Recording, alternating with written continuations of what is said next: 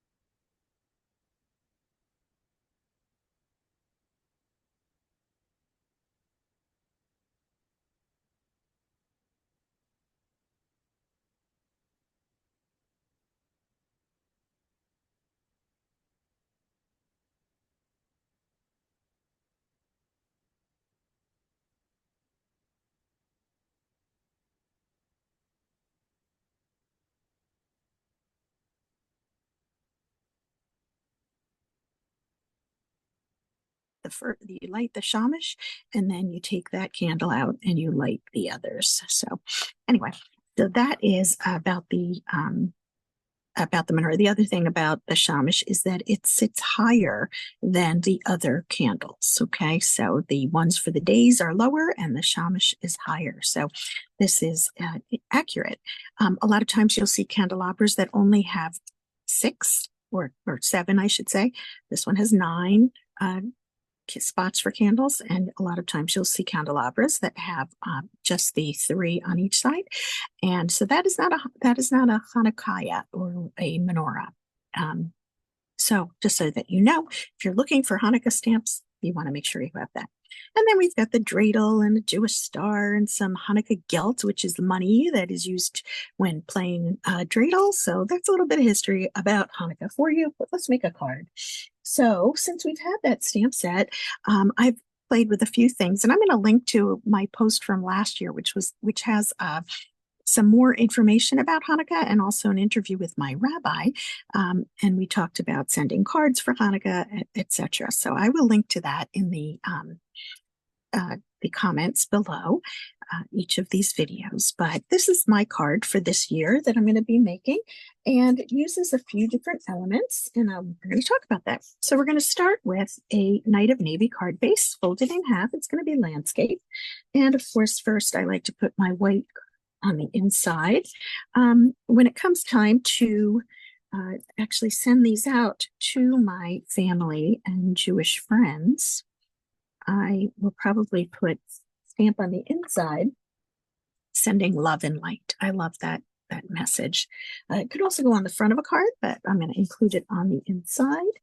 Then I took a piece of basic white cardstock and I used the painted texture embossing folder. It's in the annual catalog, and it's been around a long time. And I just embossed it. I just wanted something, a little something in the background, just to give it a little bit of life.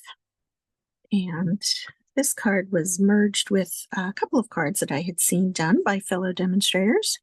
And this is my take on that. And that's where I get my inspiration from, of course, is seeing what other people have done with similar kinds of supplies and using the same stamp set or one like it. Other companies do have Chanukah sets. The next thing I used is actually the Countryside Inn Designer Series paper. And I used the reverse side because traditional colors for, I didn't talk about this, traditional colors for Hanukkah or really any Jewish holidays are blue and white, and then gold or silver is used. So we've got the blue navy stripe, and so I like to keep things simple and keep the navy. And these strips are 3/4 of an inch by 5 1/4 inches. And I'm just using my wet glue again because I'm applying it to something that is textured. We want to get into those nooks and crannies. So I'm going to put a stripe at the top and a strip of stripes. That's what it really is, at the top and the bottom. So here we go. We've got our strips there. Now, let that settle and dry, and that is our card base. So we're going to now start working on the other elements of the card. So I want to start with, I took a circle die, and this is from Stylish Shapes. This is the largest circle, and I found that it just fits. It just makes it. So I'm going to use my Smoky Slate ink pad. I like to use, you could of course emboss this with silver embossing powder, but I find, I don't know, while I enjoy embossing in small quantities, I'm going to be making a lot of these. So I find it easier to use, I use Smoky Slate to mimic silver. And then I use the In Color, drawing a blank on that In Color. I'll think of it in a second. Wild Wheat to use with the, to make it look like gold. And it's amazing how it really does look like silver, right? And then the wild wheat does look like the gold. Okay, now for the candles. Now, a lot of people do candles differently. You can put any candles that they're usually, long and very thin. Traditionally, they should burn about a half an hour, 30 minutes. So, they have to be a little bit long because they are so skinny in order to last at least that long. And there's an organization that sends out, at least here in New Jersey, or they used to send out these boxes of candles, and they always had the same colors in them. And they also had a yellow, but that we had these colors. And so I took out Stampin' Up markers in 4 of the colors. If you know, you know. And if not, just know that we're using just different colored candles. You could make them all the same color. I've done that before. But for this card, I'm going to actually use 4 different colors. Now, these are Stampin' Up markers. You can use these markers to color on your stamp itself and then stamp it down. I'll show you that. But do not use your Stampin' Blends for this, because if you do and you color on your photopolymer stamp or even your red rubber stamp, you're going to actually, it becomes permanent on there. So, and it doesn't transfer like this is going to. These are water-based inks. So it has 2 tips. It has a brush tip and a writing tip. And, I don't use my markers enough, my Stampin' Up markers. So I'm going to use this today. And what I like to do is stagger. I like to make my candles different colors, and I have like a little rainbow going there. So I am going to just color straight on with the brush tip and just color it. Now I have a camera in my face, so I am having a little bit of trouble seeing where the candles are from this particular angle, but I think we'll get the hang of it. And you can see I'm just coloring on. I'm not rushing. I'm not going crazy. I kind of did this incorrectly, differently than I did on my sample card.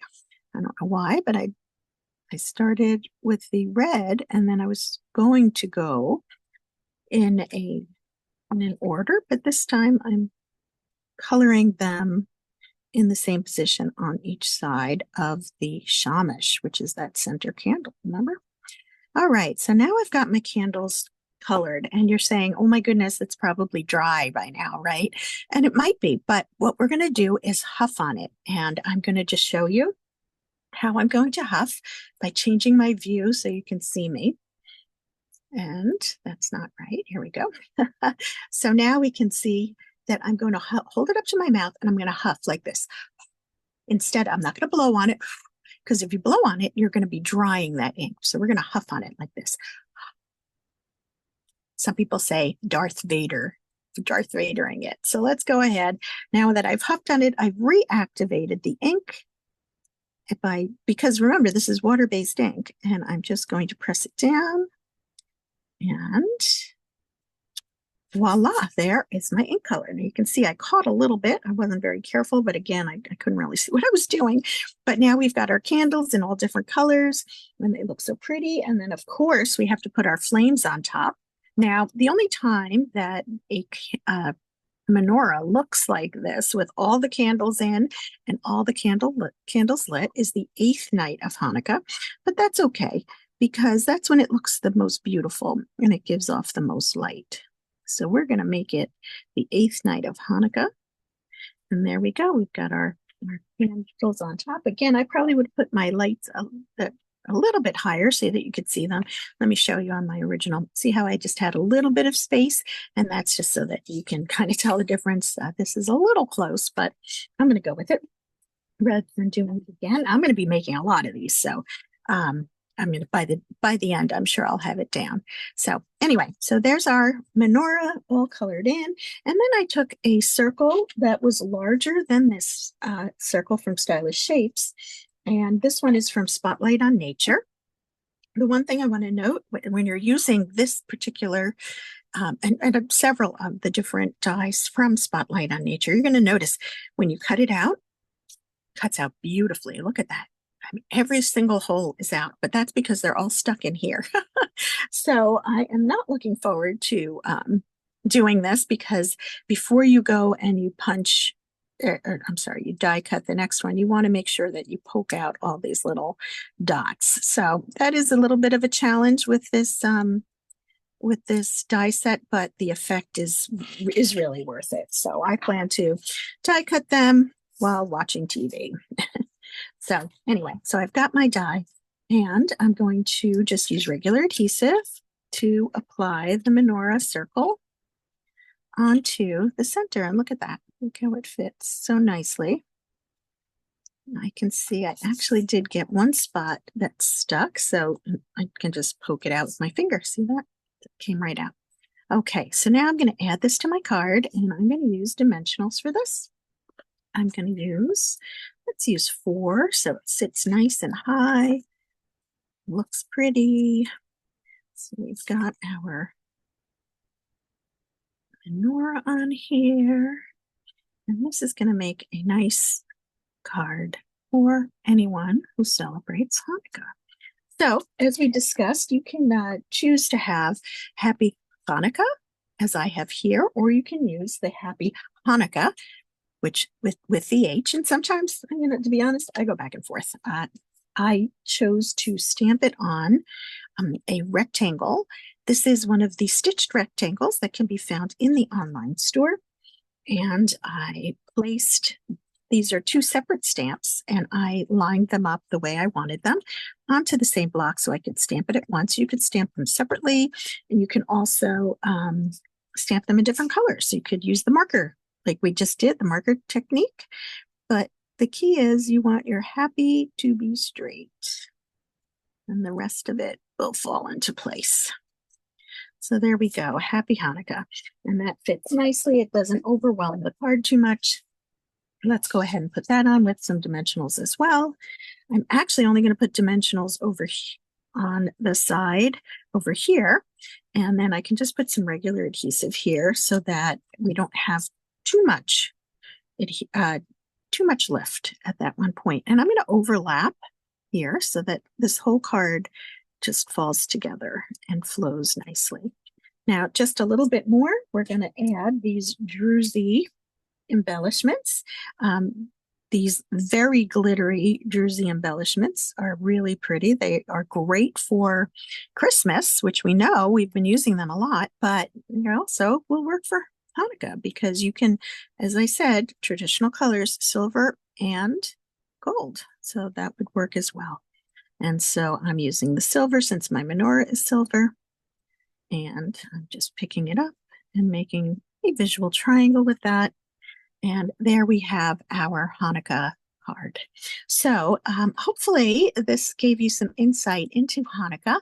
I love talking about it and teaching. And as I mentioned, I did have a little discussion with my rabbi, and that will be linked in the